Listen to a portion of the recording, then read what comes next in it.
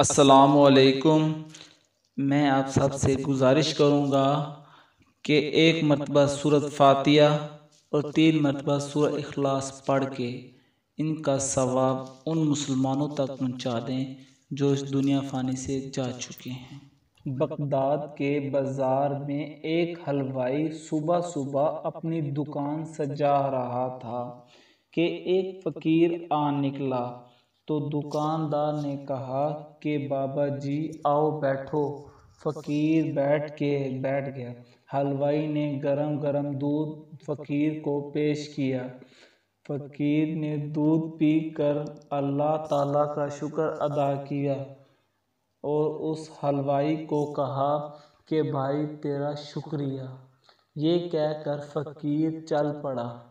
بازار میں ایک فاحشہ عورت اپنے دوست کے ساتھ سیڑھیوں پر بیٹھ رہی موسم کا لطف لے رہی تھی۔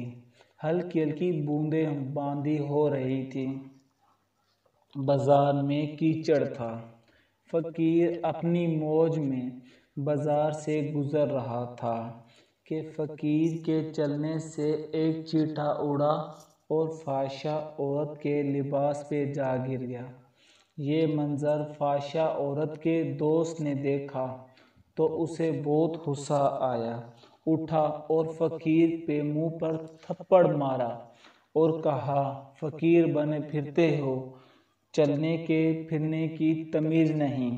فقیر نے ہنس کر آسمان کی طرف دیکھا اور کہا مالک تو بھی بڑا بے نیاز ہے، کہیں سے دودھ پلاتا ہے اور کہیں سے تھپڑ مرواتا ہے۔ یہ کہہ کر فقیر آگے چل پڑا۔ فاحشہ عورت چھت پر جا رہی ہوتی ہے تو اس کا پاؤں پھسل جاتا ہے اور زمین پر سر کے بل گر جاتی ہے۔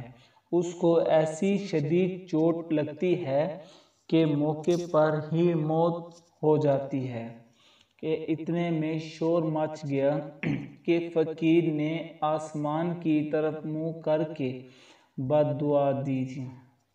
اس کی وجہ سے یہ قیمتی جان چلی گئی۔